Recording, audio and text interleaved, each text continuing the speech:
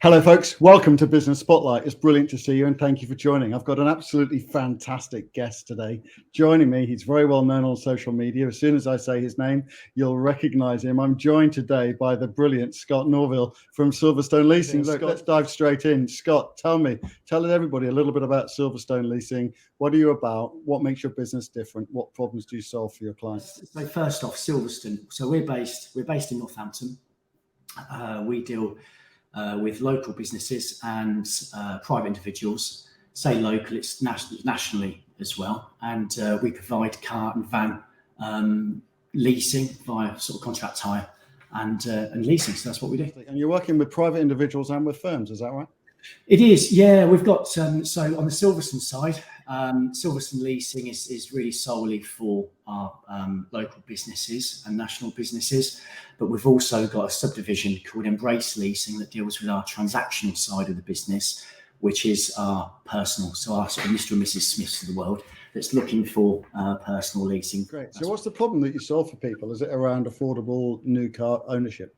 What we try and solve is a bespoke service for all of our customers for business and personal lease, and more of a friendly approach as well.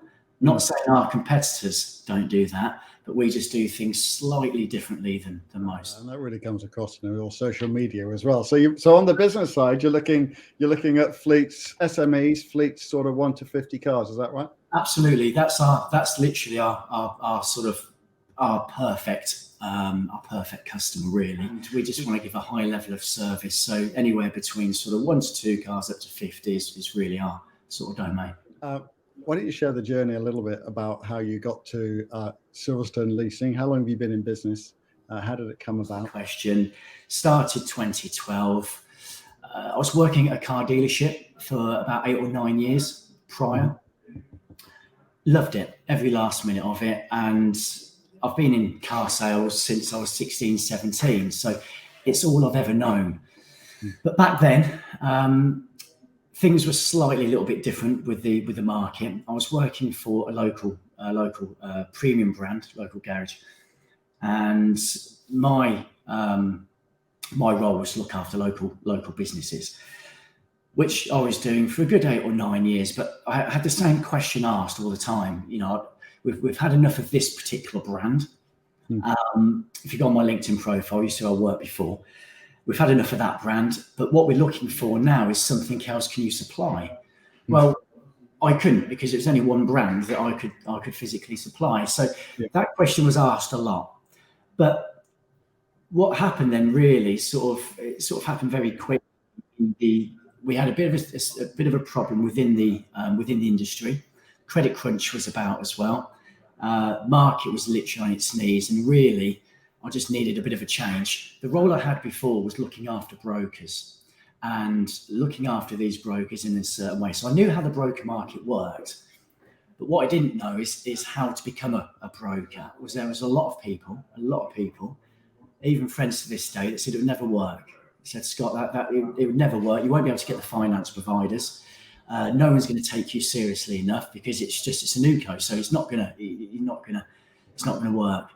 And that to me was the driving force of it all, because I just wanted to prove everyone that we could make a success of it. And don't get me wrong, it's no rainbows and butterflies. It's been a journey from start to finish. I've learned a hell of a lot. It still feels like it's only yesterday I started the business. We've had a lot of transitions within the industry itself, within the leasing arena. A lot of changes have happened and continual changes. Let's talk about learnings a little bit, because we were talking about learnings. You've obviously learned an awful lot along the way. And we were talking a minute ago about Stephen Bartlett and something he talks about a lot in terms of, he talks about learning to fail quickly. So what have been your learnings on your journey, Scott? What's your learnings for business owners? For me personally, and this is only from my own experience, because I know that there is business owners out there that have got a multitude of different businesses that they look after on a day-to-day basis. I find that the more plates you spin, the likelihood of one of those plates falling is very high. And I know this from experience. If I can rewind this back now, sort of 5-6 years ago. Had an office or unit in Stoke Bruin, which is a few minutes from where we were based. And it was a nice little unit. It's all signed, written and everything else. We called it Silverstone Approved Cars. Started off really well. So it's something new, something very exciting, something we could offer the customers. And we loved it. Well, I loved it. I spent all my time there. The first year went past, made a bit of a profit. And I thought, yeah, this is really working really well. Heading towards year 2, that's when the cracks started to appear. And basically what happened was there was a lot of vehicles that we sold, and the warranty on the vehicles, there was a lot of things that just weren't covered, which we believed that they were. So a lot of the cars that we sold were coming back. That zapped a lot of the profit. And it was very dark times. It was very dark times, to say the least. I had Silverstone Fleet Management based in Brackmills. I knew what was happening because I was getting reports coming back, but I was focusing so much on the used car side of things. That side was slipping after things were getting really bad, sort of heading towards year 2. I had a phone call from my accountant, which is still my accountant to this day, and she said, "Scott, are you sitting down?" I said, "Yeah." At the time, I was actually cleaning, I think, a dashboard of a car at the time. And she said, "Look," she said, "we need to change things. We need to change things very fast. The business is losing money. It's hemorrhaging money left, right, and centre. And if we don't change the course of action and don't change the direction where the business is going, you're going to go bankrupt in the space of 8 to 9 weeks." Wow. So that's where we were. And that was a bit of a culture shock, to say the least. It was a bit of an awakening as well, because I was spinning so many plates. Within the space of weeks, we've closed the operation of used cars, and then I focused everything then back on Silverstone Fleet Management. There was a lot of changes, and it was for the better. So that was a massive learning curve. And tell me, Scott, you're an inspiring guy. What inspires you? What inspires me? To succeed. To succeed. I think from the early days of people saying to me this wouldn't work, that inspires me, that we're getting there. Tell me, what's the hot news in your business right now?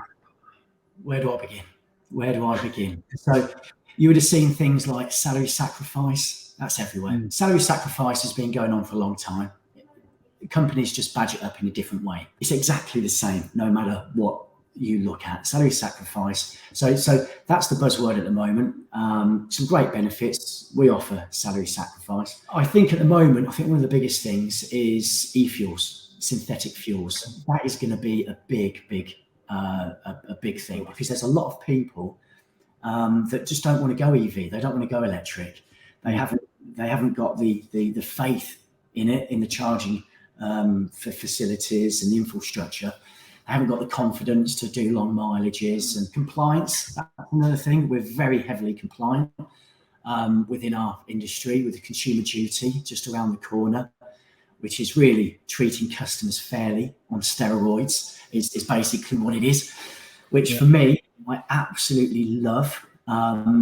Sounds quite geeky, that, but I love it all, because if we're compliant and we're doing what we say that we do, and we're whiter than white, that just puts us above and beyond anyone else. So there's a couple there, but ask me this in a year's time, there'll be something else, There's always something. The rate of change in everything, in all facets of life, and including the automotive industry, especially the automotive industry right now, is just exponential. Things are changing faster and faster and faster, right? And to your other point, I was listening to Mary Portas last week, and she was talking about beautiful business. So just doing the right thing and treating people properly. Absolutely. Yeah, absolutely. It's been brilliant to see you, Scott. Thank you so much for coming on. How can folks get in contact with you?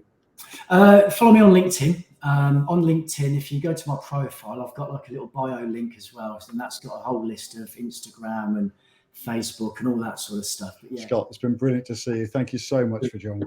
Thanks, Mark. Thanks for having me. Really appreciate it. Oh, you're welcome. Folks, it's been great to have Scott on today. Please do get in contact with him. You can find him at Scott Norville on LinkedIn. In the meantime, if you'd like your business to appear on Business Spotlight, we'd love to see you. You can see there on the ticker tape that says comment apply below on this post. Get in contact and we'll follow up with you. We'll do an interview with you and we'll get you on. It'd be great to see you. Until next time, thanks very much for joining. Bye for now.